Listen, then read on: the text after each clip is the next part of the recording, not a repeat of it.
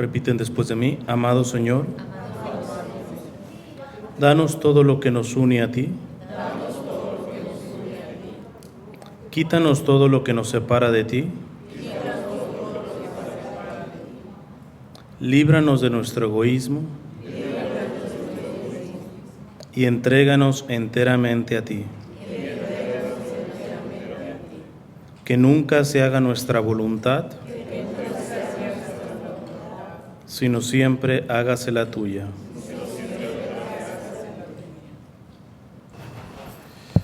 Lo que vamos a ver hoy es otra aplicación de que si verdaderamente Jesús es verdadero Dios y verdadero hombre, entonces en este sentido tenemos que aplicarlo para otras cosas, ¿va? Y voy a comenzar con esto.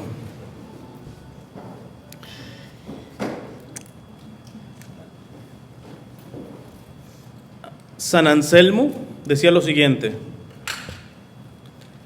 que me sea permitido volver los ojos hacia tu luz, desde lejos o del fondo de mi abismo. Enséñame a buscarte, muéstrate al que te busca, porque no puedo buscarte si no me enseñas el camino. No puedo encontrarte si no te haces presente. Yo te buscaré deseándote, te desearé buscándote, amándote te encontraré, encontrándote te amaré.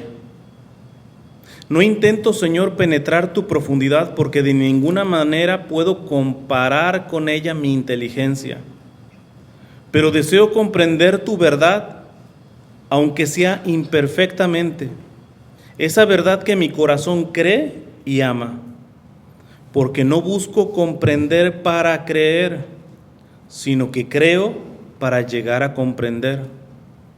Creo, en efecto, porque si no creyere, no llegaría a comprender. Entonces, este texto de San Anselmo es bien interesante porque es un texto humilde, que se acerca al misterio no como un sabiondo. Tiene clara su fe, porque dice: si yo no creo, al final no puedo comprender. Entonces, hay una partecita en donde a mí me sirvió hace algunos años para componer un canto. El problema es que yo no traigo guitarra y no se los podría tocar en este momento.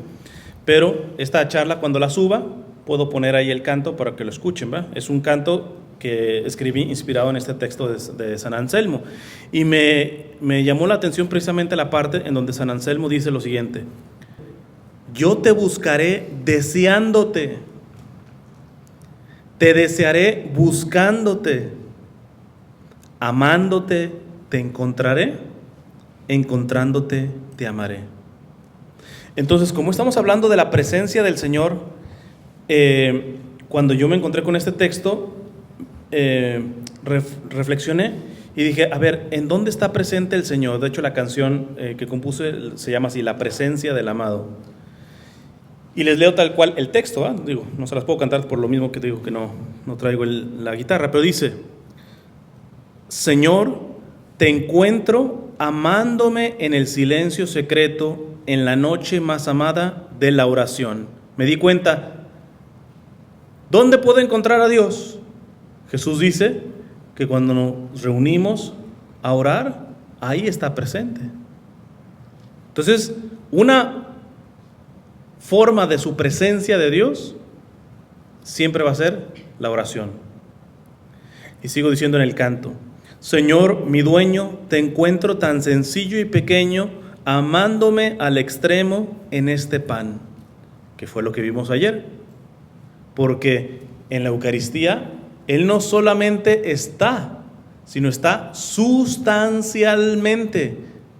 Esta parte, para los que están escribiendo, subráyenlo: la presencia más perfecta, más completa de Dios entre nosotros es en la Eucaristía, no es en la oración, Porque imagínate, yo ahora mismo, si esta charla se estuviera transmitiendo, digo, ya saben que después la subo a YouTube y mi website y todo esto, pero si en este momento estuviera yo en vivo y se estuviera transmitiendo en la radio y una señora me está escuchando, ¿yo estoy en esa casa de esta señora?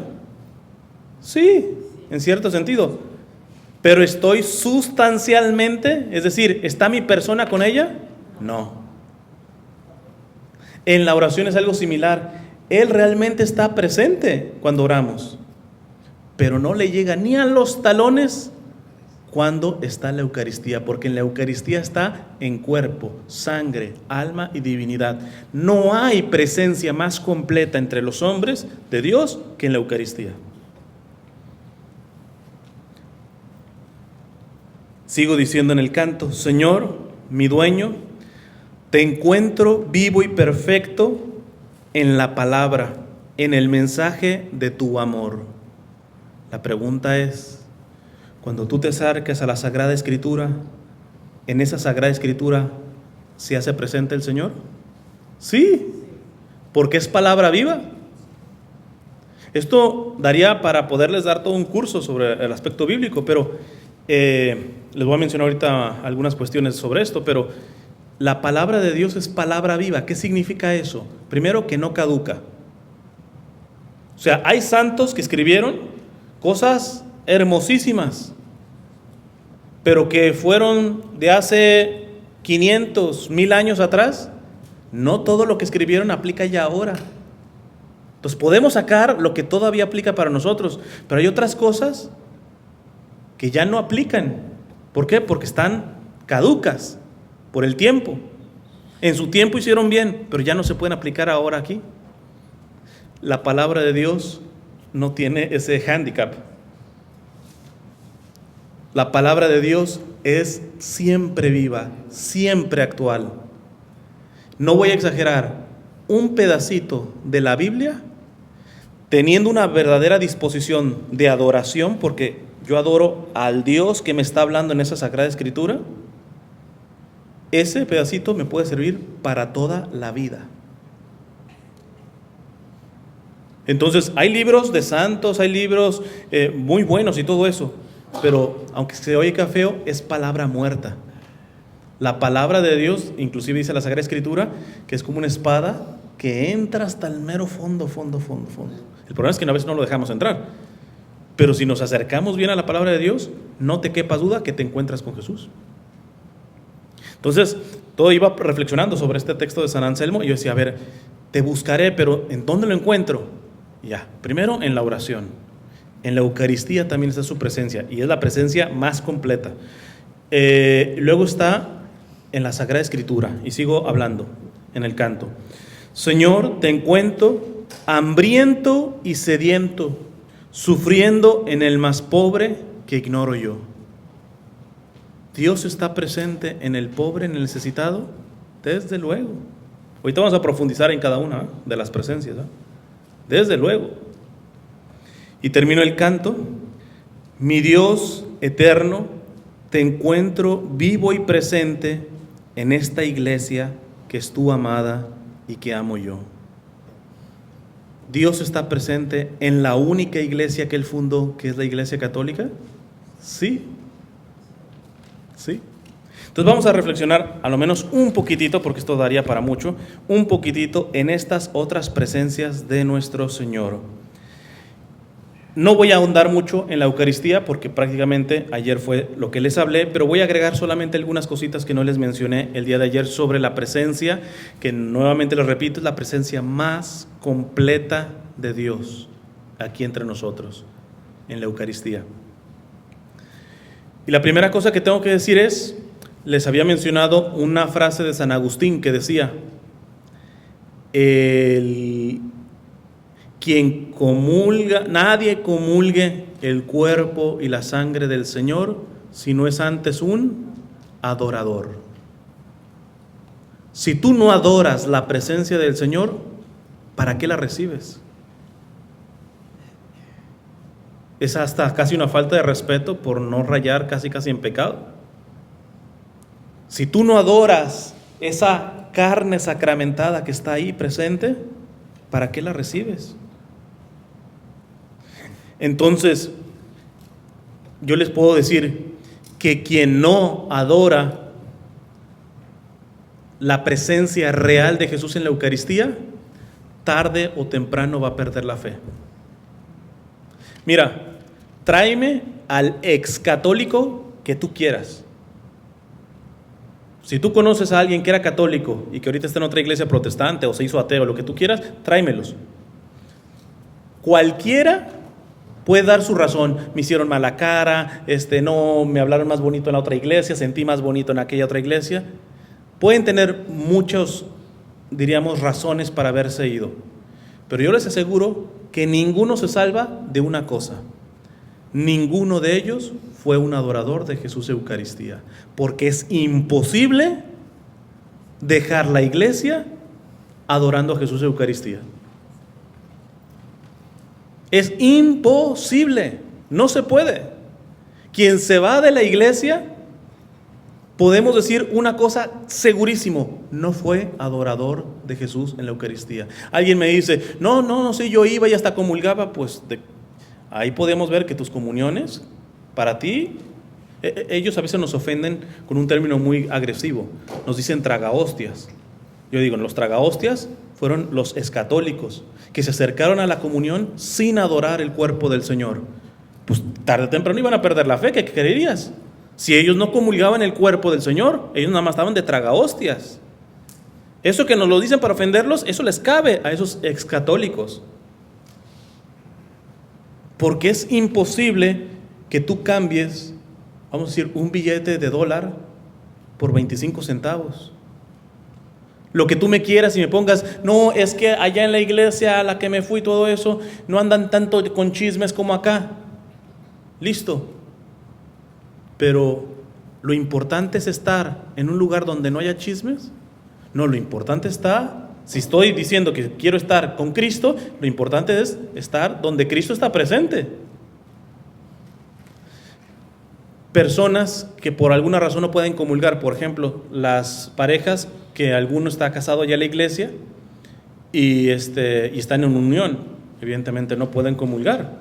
Lo primero que yo les digo es, vayan a su diócesis para que revisen, para ver si ese matrimonio que fue a la iglesia es válido, chance y es nulo. Y si es nulo, en automático eso significa que no estaban casados. Ya cásense y listo, no pasa nada.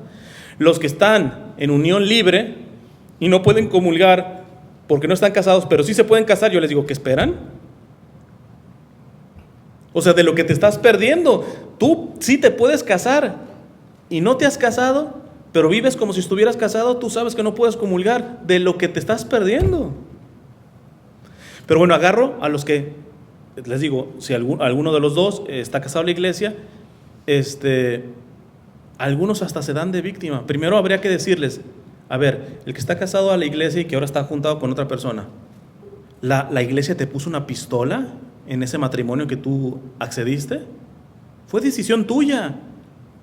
Ah, no, pero la iglesia se vuelve exigente para dar los sacramentos. ¿Y quiénes son los que primero critican? Pues nosotros los católicos. No, la pone muy difícil la iglesia para casarnos, para los sacramentos y todo. Pues precisamente porque son cosas sagradas, no las puede abaratar. Porque en el momento que la abaratas, precisamente te está dañando a tu fe. Pero bueno, me he encontrado con algunas parejas de estas y que se sienten discriminadas. No, mira, aunque tú no puedas comulgar, ven a misa. Nadie te está sacando de misa, tienes derecho. Ve a adorar al Señor, no lo puedes comulgar, pero ve y adóralo. O sea, haz todo lo que puedes hacer. Algunos no, muy dignos se van pero vean la estupidez. Se enojan porque no pueden comulgar. Y no pueden comulgar por decisiones de ellos. No pueden comulgar y se van a una iglesia. Y la pregunta es, ¿y ahí hay Eucaristía? O sea, tú dices, Dios mío, ¿dónde está la cabeza? ¿Te vas enojado porque aquí no te dejan comulgar a una iglesia en donde no vas a comulgar, pero porque no tienen ni siquiera Eucaristía?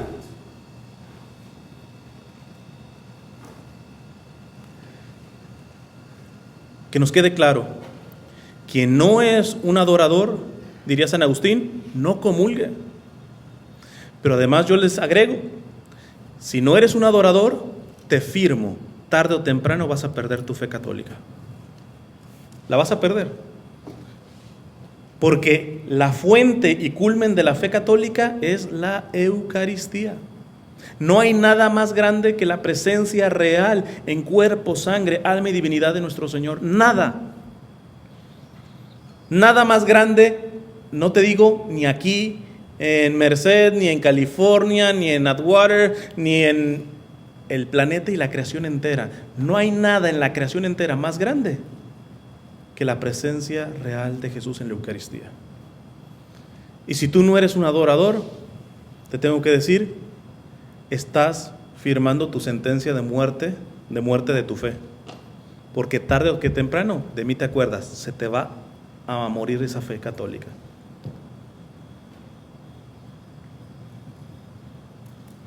Los protestantes por algo también atacan tanto la Eucaristía. ¿Sabes qué?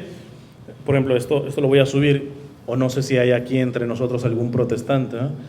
A mí me gusta decir una cosa. Mira, delante de la presencia hay muchos temas en donde no estamos de acuerdo, pero sin lugar a dudas yo les digo a los protestantes, cuidado con atacar la Eucaristía. ¿Por qué? Mira, aquí hay de dos. Si Jesús no está verdaderamente presente en la Eucaristía, los católicos realmente somos unos tontos. Pero si sí está presente y tú le estás atacando directamente al mismo Dios.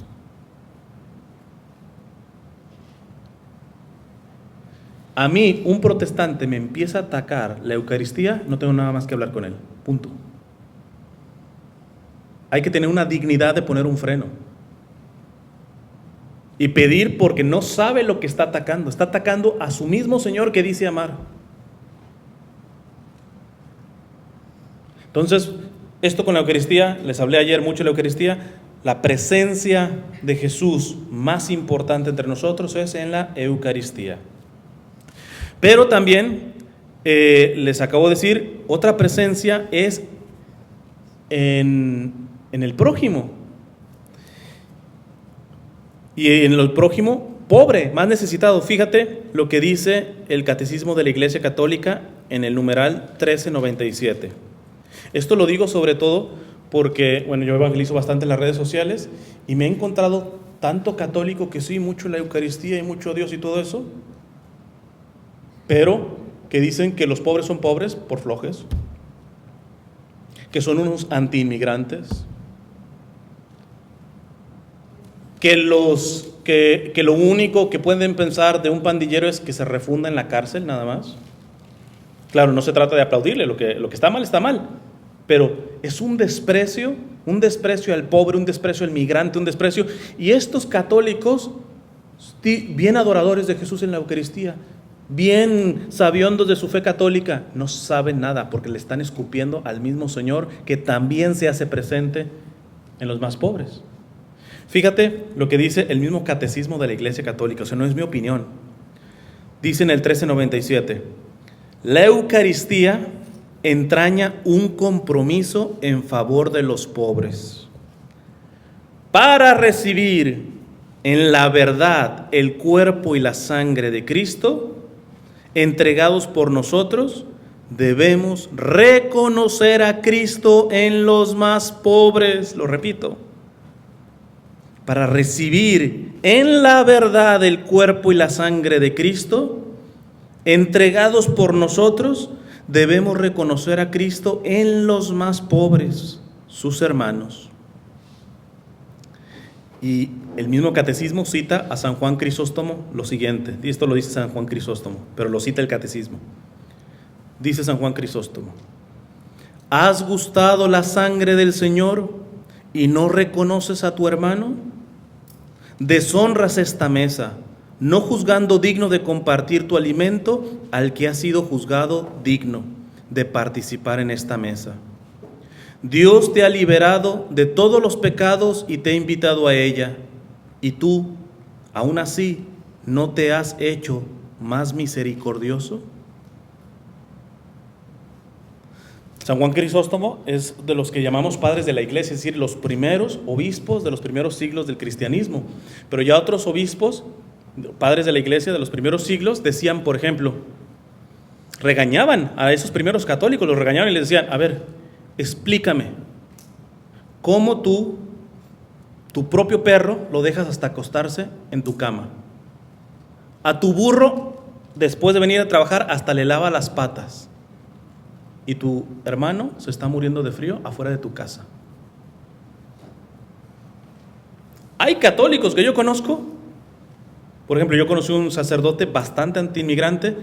No, pero no le toquen su perrito. El amor y el cariño que se desvive por ese perro.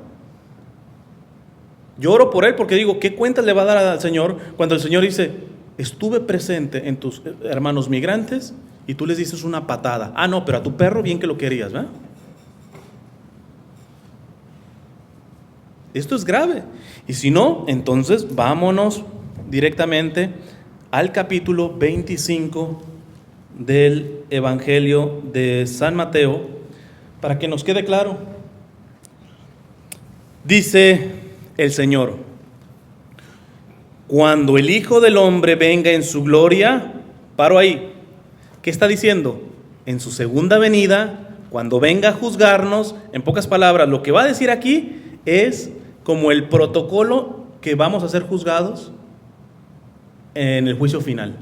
O sea, no es cualquier cosa, no es un pasaje de es así como, sí, nos dijo unas cosas bonitas Jesús, no, esto es fundamental, nos está diciendo cómo va a actuar cuando se nos va a juzgar, que nos debería de interesar, porque de algo estamos seguros, de que te vas a morir y vas a recibir un juicio. Pues chécale cuál va a ser el protocolo por el que tendremos que pasar todos. Dice el Señor: cuando el Hijo del Hombre venga en su gloria acompañado de todos sus ángeles, entonces se sentará en su trono de gloria. Serán congregadas delante de él todas las naciones, es decir, no se salva ninguno, y él separará a los unos de los otros como el pastor separa las ovejas de los cabritos. Pondrá las ovejas a su derecha y los cabritos a su izquierda. Entonces dirá el rey a los de su derecha: vengan benditos de mi Padre, reciban la herencia del reino preparado para ustedes desde la creación del mundo.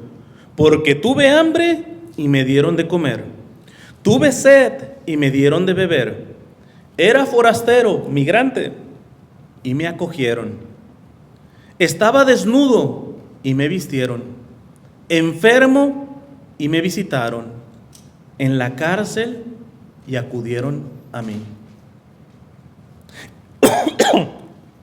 Entonces los justos le responderán: Señor, ¿cuándo te vimos hambriento y te dimos de comer, o sediento y te dimos de beber? Paro un poquito aquí. Yo pienso en este sacerdote antiinmigrante. Nunca le hice esa pregunta, hasta ahorita se me está viniendo, pero me daba ganas de decirle: a ver, Padre, ¿qué pasaría si en este momento el mismo Señor se aparece y toca su puerta, pero viene como migrante?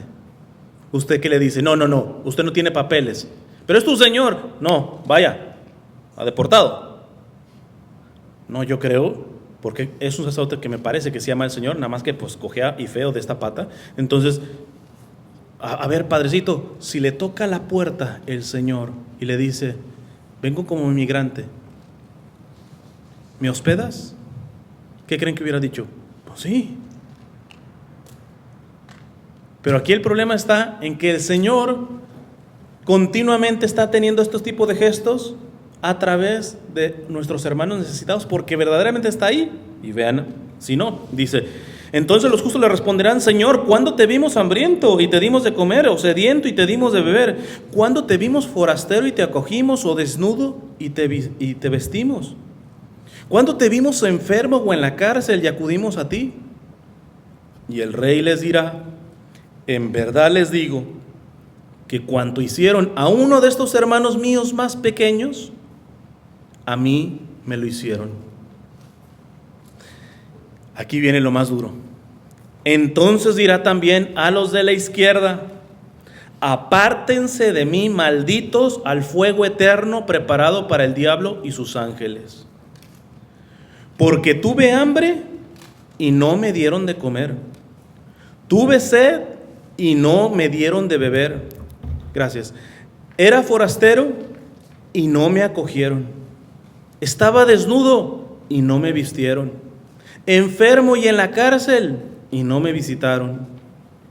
Entonces dirán también estos: Señor, ¿cuándo te vimos hambrientos, o sediento, o forastero, o desnudo, o enfermo, o en la cárcel, y no te asistimos?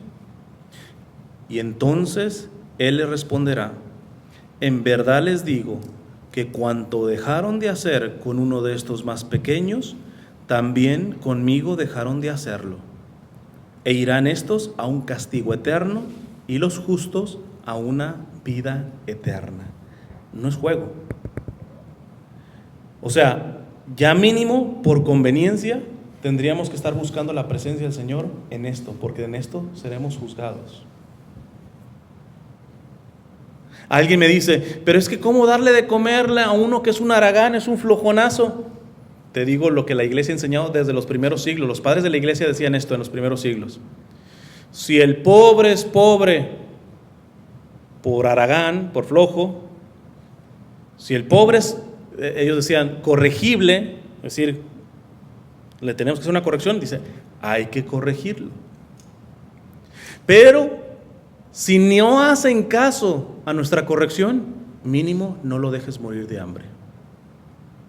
No hay una justificación que pudiendo tú darle de comer a alguien, se lo prives. No hay ninguna. Es parte de la dignidad humana. Que esto es el problema de nuestros gobiernos. Supuestamente ya hay tratados internacionales, ni al más criminal, ni al más terrorista de los terroristas, las leyes internacionales te aprueban que lo tortures no dándole comer ni de beber agua. Hasta el más criminal en la cárcel, tú no le puedes negar, eso es un derecho humano. ¿Cuánto más nosotros en nuestra fe? Las necesidades básicas, digo, si es un haragán, pues no le voy a poner hasta televisor, ¿va? No, pero si está en mis manos, yo no lo voy a desamparar en sus necesidades básicas. Si no está en tus manos, pues no puedes. Pero si puedes, oye, pero nomás estás manteniendo todo a un haragán, le estás dando todo gratis. Una vez le dijeron eso a Madre Teresa de Calcuta, ¿va? Usted malacostumbra a los pobres porque les da todo gratis. Y le decía, no se preocupe, el primero que nos lo da todo gratis es Dios. Entonces Dios nos ¿por qué? Porque en realidad, ¿cuánto le estás pagando por tu vida al Señor? Por tu salud.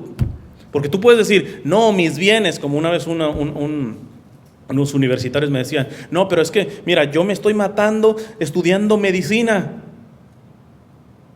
Pero espérate, para estudiar medicina, para empezar, tienes que tener cerebro capaz de aprender. Muchos de los pobres, aun cuando les des oportunidad de estudiar, no van a sacar la carrera que tú tienes. ¿Por qué? Porque tienen problemas de desnutrición. Y está comprobado que la desnutrición afecta el intelecto, ¿eh?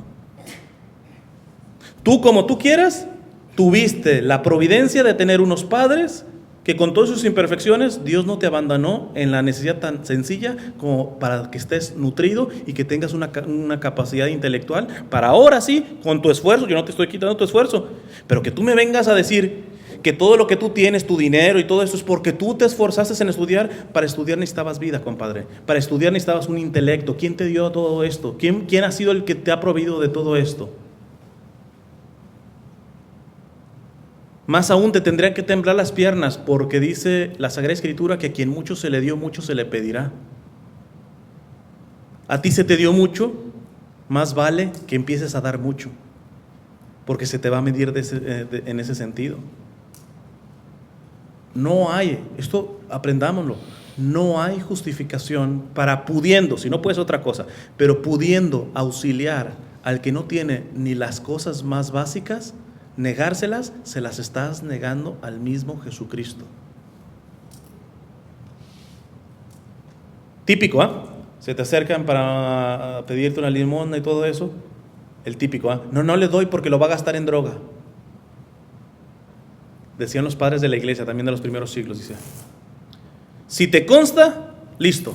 Pero si no te consta, dice, si quieres no le des, pero no lo humilles en su dignidad. Porque cuando tú no le das a uno diciendo, no, lo va a gastar en droga, y no te consta que lo va a gastar en eso, además del hambre que tiene lo estás pisoteando en su dignidad, porque le estás rebajando de drogadicto y tú no sabes si lo va a gastar en eso. ¿Cuántos? Y eso yo se los puedo decir, porque en Los Ángeles, que es donde estoy, yo los sábados voy con una comunidad de monjitas y frailes que vienen de Brasil, franciscanos, viven muy pobre y todo, y a Skid Row, que es donde hay más homeless, yo creo que en el país entero. Y tú escuchas la historia de cada uno y todo eso, y tú ves que muchos, en toda su miseria, cuando reciben algo, piensan en compartirlo. Cualquiera dice, no, esto que también pasa, no soy ignorante. Yo me acuerdo que una vez le di a una persona que se le había volado su casita de campaña, todo eso, fui y le compré otra, y después la vi, y ya tenía otra, y uno dice, ¿y dónde quedó la que le compré? Pues yo no sé si la vendió, etcétera, ¿va? Pero yo me quedo tranquilo de decir, había una necesidad, punto, la hago. A mí no me toca estar diciendo, se la revendió, ya no le vuelvo a dar todo eso. Si en dado caso me entero que fue así, bueno, entonces ya le voy a dar de otra manera más inteligente, ¿verdad? Pero qué fácil se nos hace a nosotros decir, no le voy a dar porque lo va a usar mal, lo va a usar en droga, etcétera. ¿Quién eres tú? Si realmente tienes pruebas, dale. Ahí te la acepto. Dale de otra manera. De hecho, por lo general yo no doy dinero, muy rara vez, pero siempre traigo agua, traigo algún alimento, etcétera, ¿va? Pero los padres de la iglesia decían, si no te consta, mínimo no lo humilles en su dignidad. No asumas lo que tú no puedes probar, ¿ya? Pero aquí hay una cosa bien interesante. Esto, por ejemplo, lo podemos aplicar a la presencia de Jesús en el hambriento, en el sediento, en el enfermo, en el forastero. Pero hay una que siempre me llamó la atención. Jesús dice, estuve encarcelado y no me visitaste. Visitar a los presos es visitar a Jesús. Pero ojo, Jesús no dice, fui un preso inocente y no me visitaste. Porque si yo les digo, ¿quién quisiera visitar a los presos que están en una cárcel de forma inocente? Que están injustos. Pues todos, ¿va? Lo que han de estar sufriendo esas personas. No, pero Jesús no dijo, visítenme cuando soy preso inocente. Si estoy preso, punto. Se va a oír feo. El Señor nos está pidiendo que visites al violador, al que sí violó, al asesino, al que sí mató. Te la pongo más fuerte, a quien mató a tu hija. Hay que visitarlo. No, eso, no, ¿cómo es posible eso?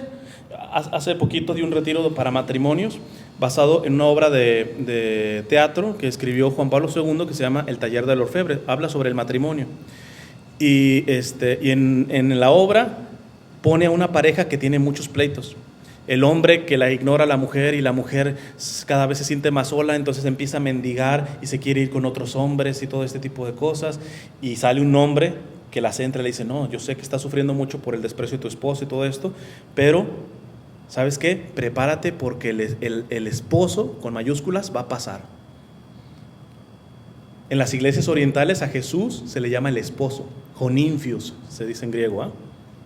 Entonces dice, mejor prepárate que va a pasar el esposo, y él es el que va a herir, el que va a sanar las heridas que te ha provocado el desprecio de tu esposo, en vez de irla a mendigar a otro hombre.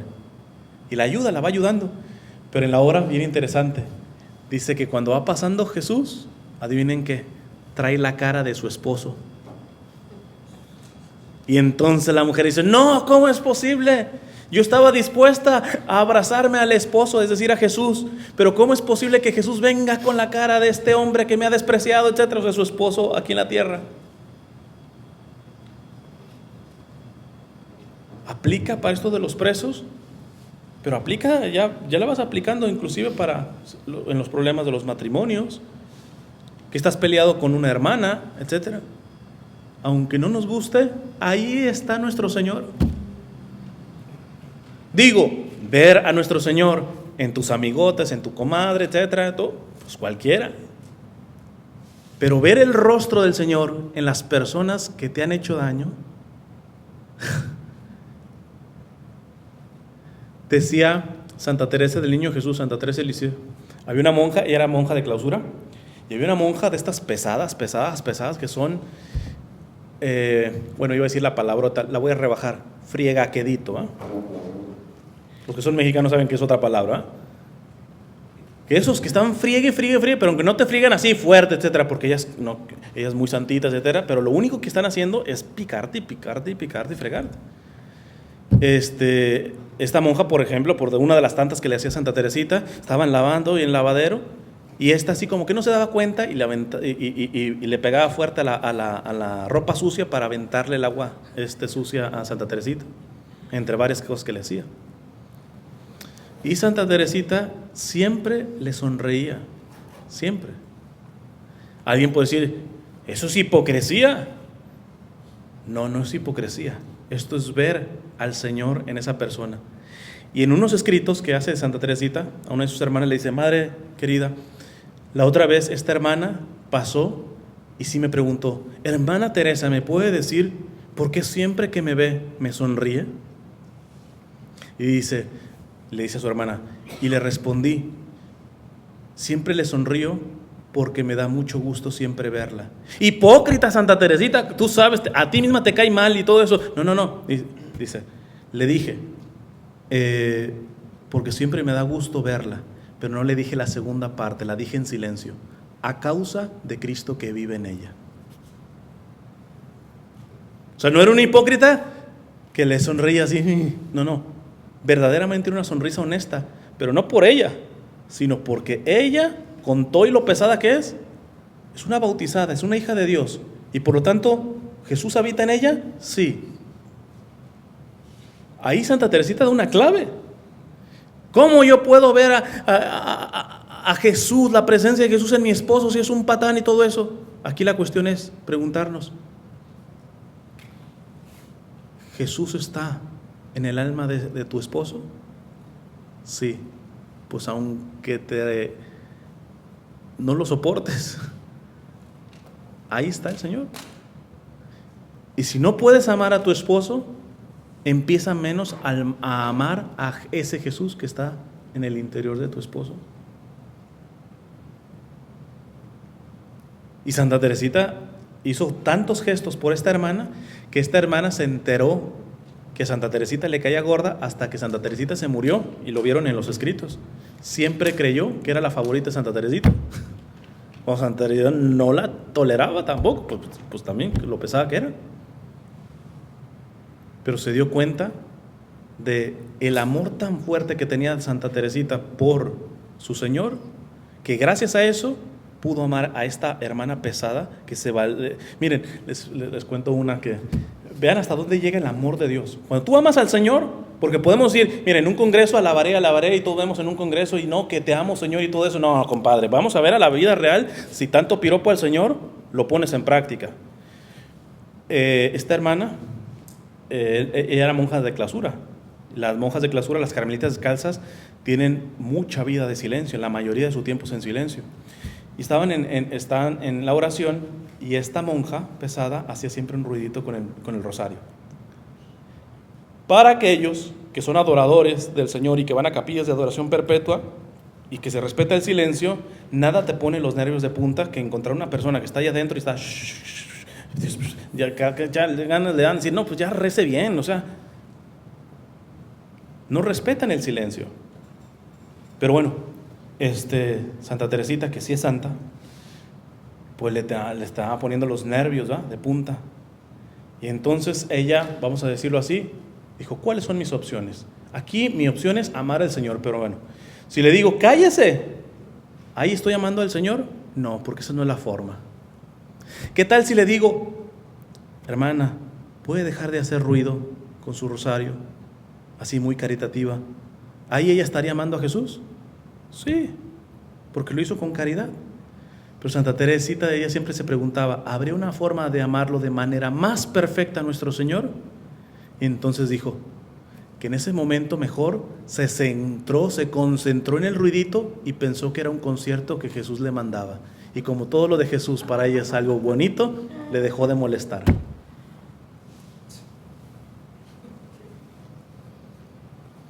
No nos hagamos tontos, que reconocer a nuestro Señor en el prójimo forzosamente tiene que pasar por un amor intenso a Jesús. Y si hay un problema con el prójimo, en automático, es matemático, Revisa, posiblemente tanto amor que tú dices que le tienes al Señor, pues no es tanto.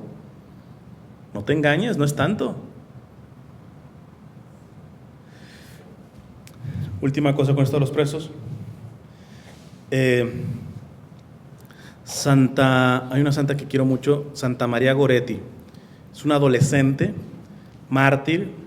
Un chico la quiso violar y ella se defendió. Y fíjate cómo son los santos, ¿verdad? Que no piensan en ellos, piensan en los demás.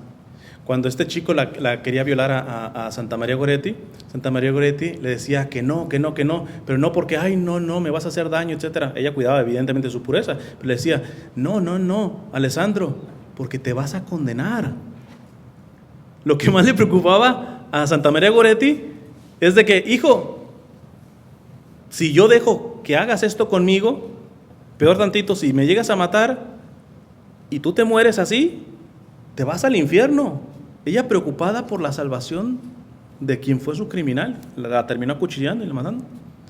Pero fíjense esto bien interesante. Santa María Goretti ya era, para ese entonces, huérfana de padre. Murió el papá y la mamá tuvo que salir a trabajar campesina, tuvo que trabajar en el campo. Y entonces en la casa, ¿quién se encargó de sus hermanitos? ¿Quién la hizo de mamá? Santa María Goretti, que era una adolescente, 11, 12 años. Cuando le matan a Santa María Goretti, la mamá de Santa María Goretti tuvo que dar a sus demás hijos en adopción. No le quedó de otra. O sea, este hombre que le mató a su hija, no solamente le mató a su hija, de alguna manera le mató a sus demás hijos, porque ella ya no tenía con quién encargar a sus niños. Y si se iba a trabajar, ¿quién los cuidaba? Ya eran pequeñitos. Y si se quedaba con ellos, ¿de dónde entra el pan? Vean la tragedia que hizo la lujuria de este hombre. Que la madre Santa María Goretti tuvo que dar a sus demás hijos, a los niñitos, en adopción. Este hombre no se arrepintió, ni en la cárcel se arrepentía, hasta que se le apareció en un sueño Santa María Goretti, diciéndole, yo te quiero conmigo en el cielo. Se convierte, a Alessandro Serinelli se llama, se convierte. También se porta de la cárcel, que lo sacan antes de lo que tenía que estar en la cárcel. Lo primero que hace Alessandro es ir con la mamá a pedirle perdón. ¿Sabes qué hace la mamá? Lo adopta como hijo. Le mataste a su hija. No solamente le mataste a su hija, sino a partir de ese asesinato tuvo que dar a sus demás hijos en adopción. Se quedó sola la señora. Y a ese asesino lo adopta como hijo. Y cuando estaban canonizando a Santa María Goretti en el Vaticano, estaban el criminal y la mamá de Santa María Goretti en primera fila. ¿Por qué pudo hacer eso la mamá de Santa María Goretti? Porque sin lugar a dudas vio en ese hombre a Jesús. ¿Por qué Santa María Goretti se le apareció en la cárcel? Porque sabía que en la cárcel no se estaba arrepintiendo, que iba rumbo a la condenación. Y sabe, el que ama al Señor le duele que un alma se vaya al infierno. Es que a veces yo en las redes sociales veo a tanto católico que defiende la fe y toda la cosa, pero pareciera como que hasta se alegra de los que no son católicos que se refundan en el infierno. ¿Ese es el deseo de Dios? No. Nosotros tenemos que sentirnos verdaderamente doloridos cuando muere una persona y que no dio signos de arrepentimiento. No podemos decir quién está en el infierno, gracias a Dios, porque no sabemos. Hay que orar por esa alma. Pero si tú estás viendo que muere una persona que en su vida vivió lejos de Dios, vivió inclusive atacando a Dios, a su iglesia y todo esto, nos tendría que doler. ¿Por qué? Porque Dios no formó esa persona para el infierno.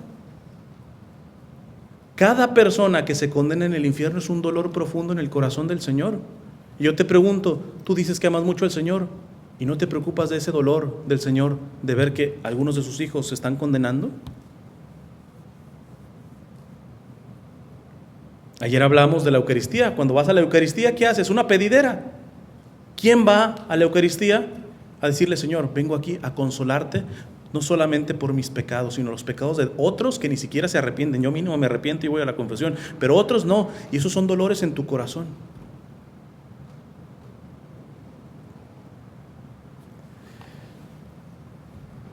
El Señor está presente en el hambriento, en el sediento, en el migrante, en el enfermo. Esto también me alargaría mucho, pero la parte de los enfermos es importantísima. Yo, algunas personas que conozco que trabajan en esto de la medicina, o sea, enfermeras y doctores, yo les digo, que son católicos, les digo, nunca vayan a reducir a sus pacientes a un número, el número 24, el número 25. En cada uno de ellos, en esa carne que está sufriendo, está la carne de Jesús. Y tóquenla con la reverencia que tocarían a Jesús herido. Porque ahora, como la cosa es sacar dinero, y generalmente las enfermeras, por ejemplo, si ganan dinerito, a mí me ha tocado. Digo, yo prácticamente voy a un hospital porque me esté casi muriendo. Y me acuerdo que una vez iba y me atendió una enfermera, me iba a poner ¿cómo se llama la cosa esta intravenosa? El IV, ya, que te ponen para ponerte por ahí suero y toda la cosa. Y ella muy bien, pues muy profesional, ¿sabe? Pero distraída en otras cosas y todo eso, que empezó a salir sangre. Y esta calle, casi yo le digo, pues mínimo no la desperdicie, le sirve para moronga, no sé, o sea, para unos taquitos. No le importa. Con que limpie la sangrita y todo eso y me la ponga y todo eso. ¿Cuántas enfermeras le dan picotazos y picotazos y picotazos? Si no es un animal, y ni siquiera a veces a los animales se tendría que tratar así. No, mientras cumpla el propósito, tengo que ponérselo. En su mismo trabajo, se van a topar con gente. ¿Quién piensa que, por ejemplo, los que sean cajeras o cajeros o que tengan que tener algún tipo de servicio al cliente? Hay clientes bastante pesaditos, ¿eh? Cuando llegan, tú automáticamente tu cerebro dices, ahí está Jesús, y lo voy a tratar como Dios trataría a Jesús. Habría que preguntar esa parte. No solamente eso, esta la he contado mucho en mis charlas, pero ya que me enseñó a Santa María Goretti, vean la incongruencia de nuestra fe, de cómo vivimos nuestra fe no es incongruente. Una vez fui a dar una misión a Orlando, Florida, y me di cuenta que tenían los restos, reliquias de Santa María Goretti. Los llevaron desde Italia hasta Orlando. No, pues yo dije, doy las charlas que tengo que dar y veo la manera de poder ir. Y fui, y había una colonona, y estaba ahí el féretro. Era prácticamente una imagen de Santa María Goretti, pero muchos creyeron que estaba incorrupta, ya no está incorrupta. En la imagen es de yeso, de madera, no sé. Y adentro está una cajita que están los restos de ella. Entonces, pero estaba como en una vitrina, entonces se ve la imagen así de la niña. Entonces estaba la colonona y yo casi cuando llego para tocar la vitrina, sale un padre y dice, paren, ya, va a comenzar la misa. No, padre, pero estábamos a punto de... No, vamos a ser justos. Los que ya estaban cerca se meten en las primeras filas. Y cuando termine la misa, ustedes son los primeros en pasar. No, pues listo, nos metimos. Termina la misa y el padre dice, ok, van a pasar los de las primeras filas, pero no les voy a pedir que se vayan hasta atrás y que pasen por el centro. Alguien podría decir, padre, ya estamos aquí, nada más salimos y ya la tocamos. Pero no, esto tiene su sentido. Cuando tú vas a comulgar, esto es un sentido de peregrinaje. Cuando tú estás haciendo una fila de comunión, o por ejemplo en esta fila, lo que significa es que en este caminar lo que estamos representando es que vamos rumbo al cielo, somos peregrinos, que estamos de paso. Entonces yo entendí al padre, tiene sentido. Aquí no se trata de que, bueno, ya está padre, ya estamos aquí en primera fila, salimos y lo agarramos. No, el padre dice, váyanse hasta atrás y entren en primera. Nos fuimos hasta atrás, pero adivinen qué pasó. Cuando nos estábamos atrás, todos los demás se metieron. Yo ya no hice fila otra vez, dije, no, hombre, no. Pero fíjense lo interesante aquí. A mí me dolió porque la señora que yo tenía al lado venía con andadera, venía con muletas, y la pobre señora sí volvió a hacer fila. ¿Y sabes qué? todos los que pasaron tocaban a Santa María Goretti, hasta lloraban y con su pañuelito y todo. Bola de hipócritas. Bola de hipócritas. ¿Qué crees que está pensando Santa María Goretti? ¿Que cuánto la quieres cuando has pisoteado a tus hermanos? Cosa que ella no hizo en vida. A veces en los mismos grupos, que les digo, hay grupos y al final tienen su convivencia y tienen un poquito de comida. Yo pregunto, ¿dejas que los demás se sirvan primero? No, hombre, si pasa eso, pues ya no alcanzo yo. Entonces piensas tú primero. O la que digo, imagínate que la primera fila de estas bancas, de estas sillas, estuviera acolchonadita. Y tú eres de los primeros que llega. ¿Qué silla agarras? O sea, no nos digamos mentiras. Nuestros hermanos nos vale un quinto, un comino. No estamos viendo al Señor en la presencia de nuestros hermanos, porque siempre es yo primero, yo saco, etcétera. O si viene el obispo, yo en primera fila y me importa y hago hasta codeando y toda la cosa. Y tú dices, ¿de qué se trata esto? ¿De qué se trata esto? Y es que lo más hipócrita es que, les digo, a mí me daba asco ver a esas personas que se metieron y no respetaron a los que tenían que ir primero. A mí, tranquilo, yo se las paso. Pero la señora que venía al lado mío venía en andador y la pobre tuvo que hacer fila. No, pero sí aquellos otros cerquita de María Goretti tocando y llorando y tomándose la foto. Bola de hipócritas. Porque ellos están viendo supuestamente lo santa que es Santa María Goretti, pero no vieron a Jesús en la señora de la andadera. Se me fue el tiempo, ya nada más les menciono, nada más de rapidito, las otras tres presencias. La otra es, ya les dije, la Eucaristía, está la del prójimo, y entre más los más pobres, la Sagrada Escritura. Dice San Jerónimo, quien no conoce la Sagrada Escritura, no conoce a Cristo. Hay que entrar a la Sagrada Escritura para poder conocer a nuestro Señor.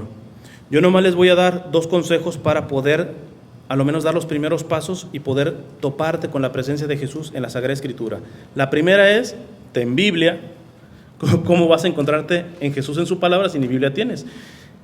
Católica, por favor, porque a las protestantes le faltan libros, ¿no? Si me piden una Biblia que yo recomendaría, es la Biblia de Jerusalén latinoamericana. No es la Biblia latinoamericana, es Biblia de Jerusalén latinoamericana. Existe la Biblia de Jerusalén así solita, pero es español de España y quizá les pueda ser dificultoso. Pero ya sacaron una versión que es Biblia de Jerusalén latinoamericana, o la Biblia de Navarra latinoamericana también. Esas son las mejores Biblias. Son grandes. Pues grandes, dependiendo de la edición, si es de bolsillo, todo eso. Pero la cosa con estas Biblias es que fueron traducidas desde el original. Y además los comentarios, si son Biblias católicas, son muy buenos, ¿verdad? Entonces, pero bueno, eso es simplemente un consejo. Lo que en lo práctico les voy a decir es, si ustedes no están acostumbrados a orar y meditar con la Sagrada Escritura, yo les digo, comiencen primero por los evangelios. Empiecen por Mateo. Porque alguien dice, no, sí voy a leer la Biblia, y arrancan con el Génesis, ya cuando llegan a Lamentaciones o al Éxodo mismo, ya dicen, no entienden mucho, ¿eh? Pues lean los evangelios, porque el centro de toda la Biblia es Jesús. Todo lo que se dice en la Biblia es por el centro es Jesús. Entonces vayan poco a poco y no lo lean como queriendo terminar el libro, sino váyanse despacito, y si en algo les llama la atención, ahí paren y como que mastiquen lo que, ¿por qué me llamó la atención? Y dejen que la palabra vaya entrando. Hay un método antiguo, el más antiguo, para leer y meditar la palabra de Dios, que se llama la Lectio Divina, ¿verdad? Pero si les hablo de esto, nos llevamos un ratote.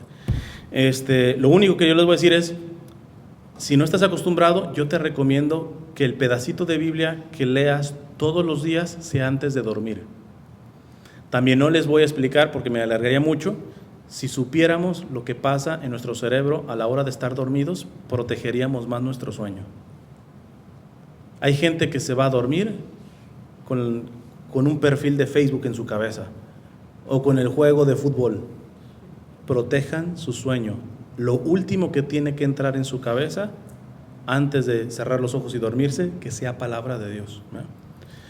Inclusive, si no, agárrate un misalito y léete antes de dormirte el evangelio de la misa de mañana, o la lectura que se va a leer el día de mañana.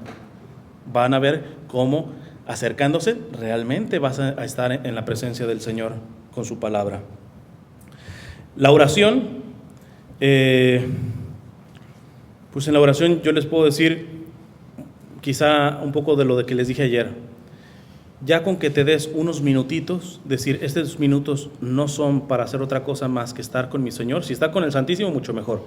Pero si no puedes ir al Santísimo, dice el mismo la Sagrada Escritura, entra a tu cuarto, cierra la puerta y tu Señor que está en lo secreto te recompensará. Aquí la cosa es que le des el tiempo. No, hermano, yo cuando voy manejando estoy rezando el rosario. Listo, muy bien. Pero aquí estamos hablando de oración personal. Es decir, el tiempo que no haces absolutamente nada, sino atender al Señor. Aunque esos 5 o 10 minutos que tengas de oración todos los días, te calles en silencio, el Señor, la oración no es valiosa por lo que tú hagas o lo que tú digas, sino por lo que Dios hace en ese momento. Entonces tú agarras tus 5 minutitos, Señor, estos 5 minutitos yo no voy a hacer nada, estoy en tu presencia, puedes agarrar un pedacito de la Biblia, eso te sirve para poder orar, lo puedes convertir en oración, lo que acabas de leer. Puedes pedirle, alabarlo, lo que sea, pero que siempre tengas un momento en donde tú dices, este momento es exclusivo para el Señor. Si cuando estás lavando los trastes estás orando, bendito sea. Si cuando estás manejando estás aventándote el rosario, bendito sea. Pues entre más oración es mejor. Pero lo que te quiero decir, aquí la oración es oración personal. No es que yo oro con mis hijos y con mi esposo, perfecto, eso tiene que estar también todos los días. Pero además de eso, tienes que tener un momentito tú a solas con el Señor. En tu cuarto, ya cuando todos están dormidos,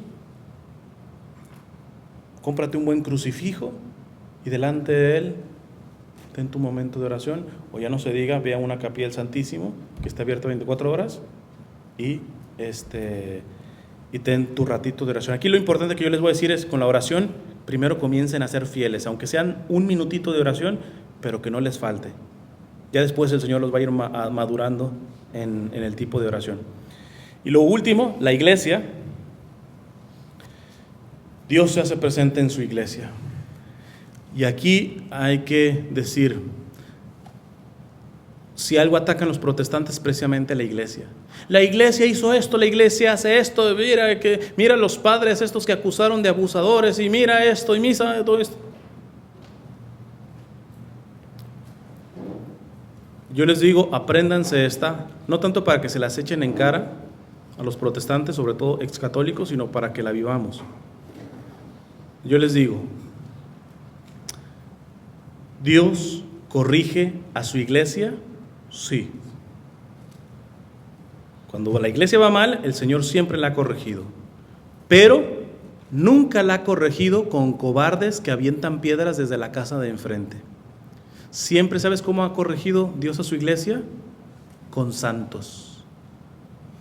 Cuando las cosas están más mal, que hasta el Papa anda mal y que todo eso en años pasados o siglos pasados, todo eso, en ese momento Dios ha sacado santos que han dado el ejemplo de lo que es verdaderamente ser católico.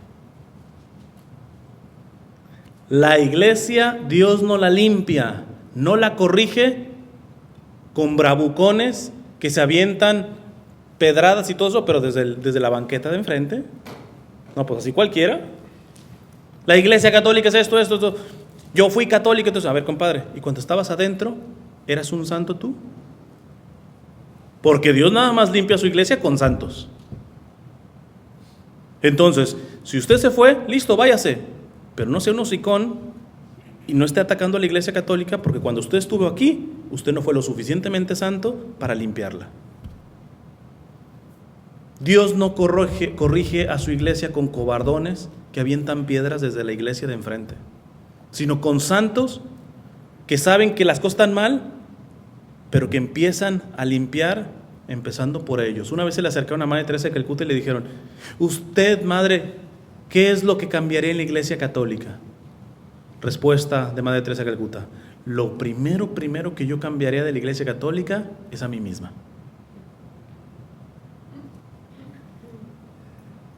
Hay una santa que es doctora de la iglesia. Hay pocas mujeres doctoras de la iglesia, pero esta tremenda, Santa Catalina de Siena.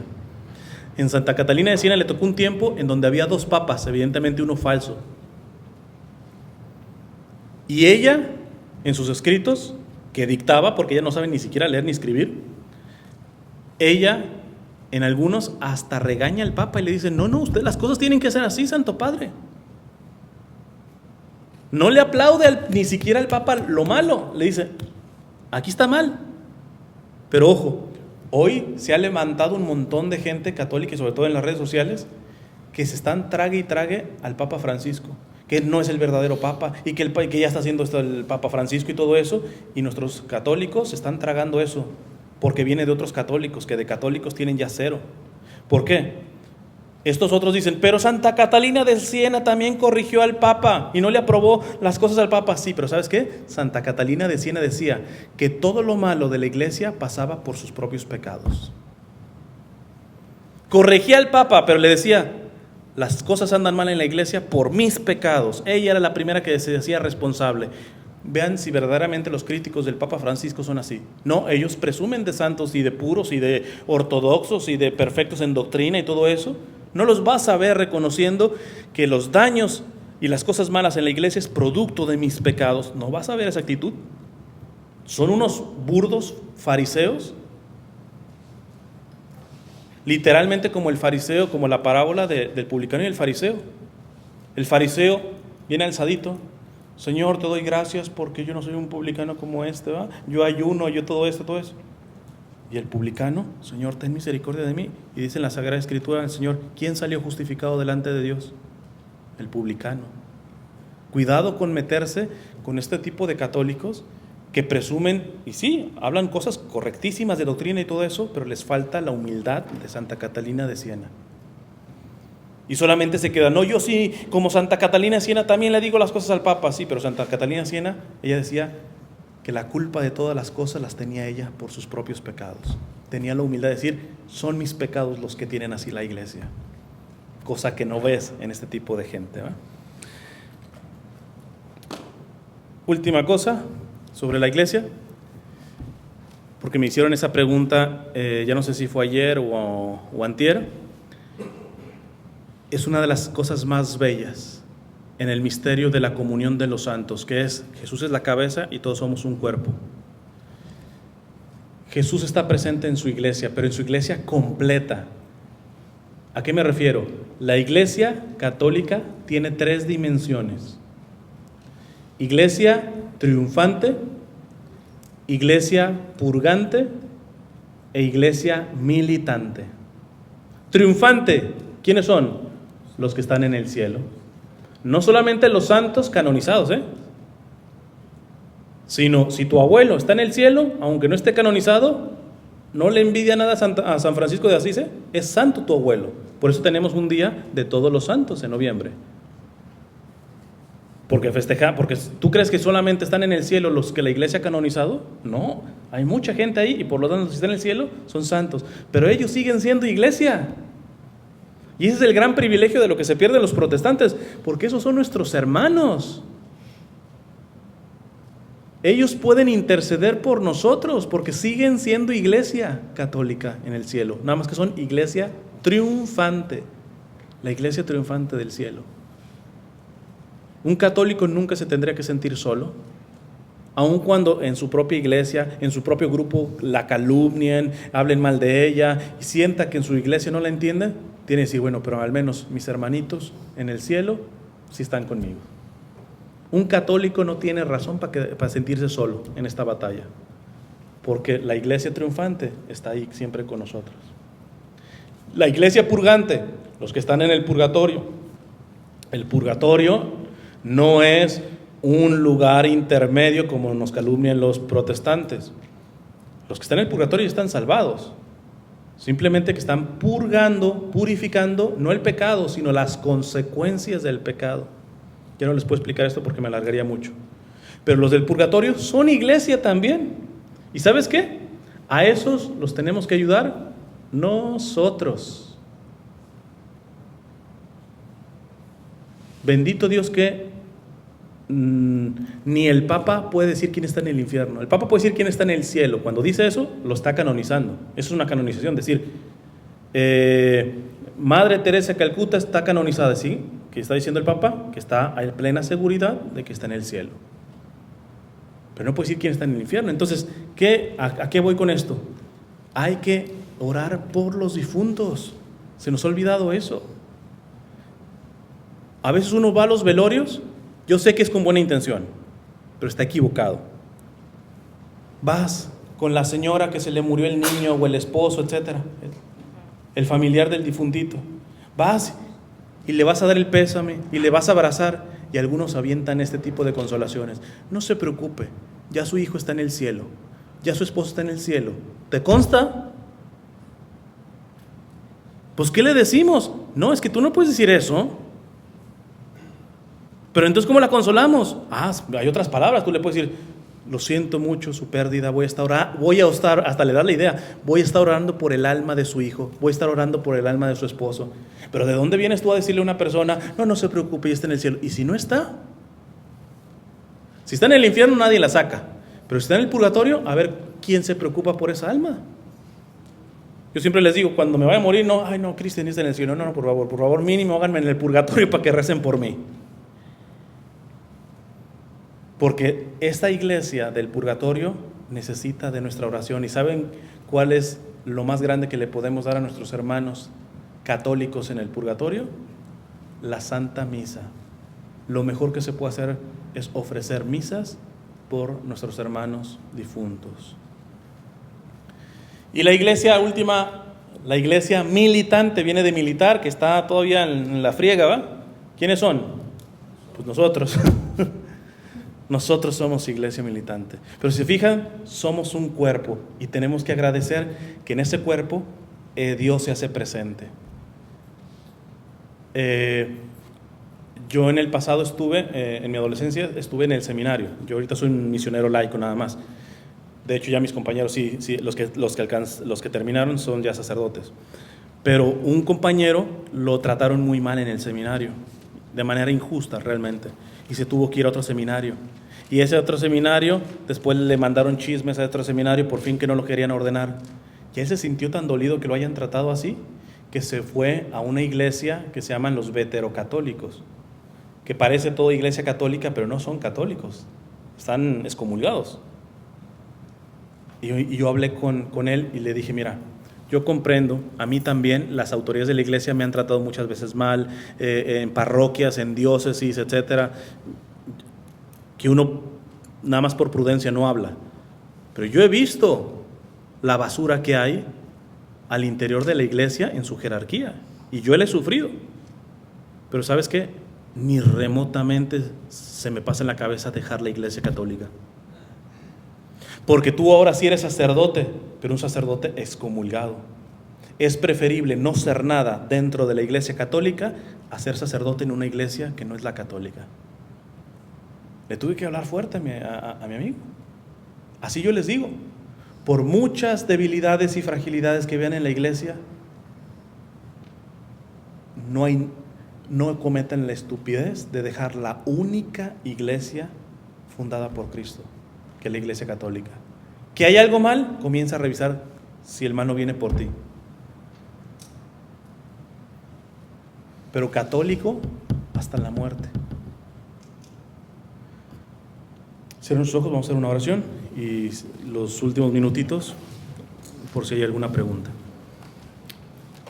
En nombre del Padre, del Hijo y del Espíritu Santo. Amén.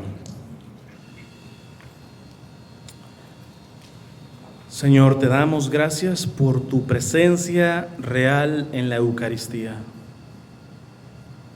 Ayúdanos a ser dignos adoradores de tu cuerpo, de tu sangre, de tu alma y divinidad en la Eucaristía. Pero acto seguido, como dice el catecismo de tu Iglesia Católica, no podemos ser verdaderos adoradores si no somos compasivos de los más pobres en los cuales tú habitas. Danos un corazón compasivo a los hambrientos, a los sedientos, a los desnudos, a los enfermos, a los encarcelados, justa o injustamente.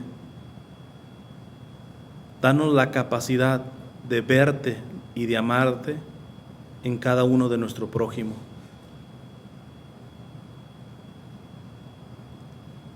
Danos también la gracia de poder amarte en la oración de cada día. Danos la gracia de poder descubrirte en tu bendita palabra, en la Sagrada Escritura. Y finalmente, danos la gracia de amarte en tu única iglesia, que es la Santa Iglesia Católica.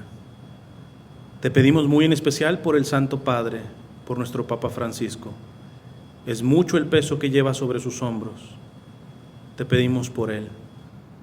Te pedimos también por nuestro obispo de aquí de la diócesis de Fresno. Y te pedimos evidentemente por nuestros sacerdotes, comenzando por los de nuestra parroquia. Has puesto una grande responsabilidad en sus manos. Ayúdanos a apoyarlos, a respaldarlos. Todos estamos siendo la iglesia militante, todos estamos en batalla. Que veamos tu presencia en la única iglesia que tú fundaste, que es la Iglesia Católica. Y a ti, Madre Santísima, que fuiste el primer sagrario porque llevaste a Jesús en tu vientre, que fue la que aprendía o que nos mostraría más bien cómo orar. Dice la Sagrada Escritura que tú todo meditabas en tu corazón en silencio. Tú, que también fuiste compasiva para el necesitado, siendo tú la primera pobre, porque cuando se te llamó por parte del ángel a ser la madre del Señor, lo primero que se te ocurrió fue ir a servir a tu prima que estaba en necesidad.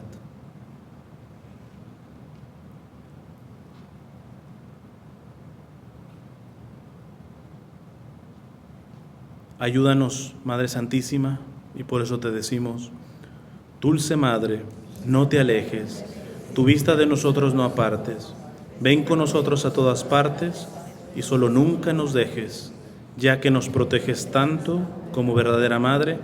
Haz que nos bendiga el Padre, el Hijo y el Espíritu Santo. Amén.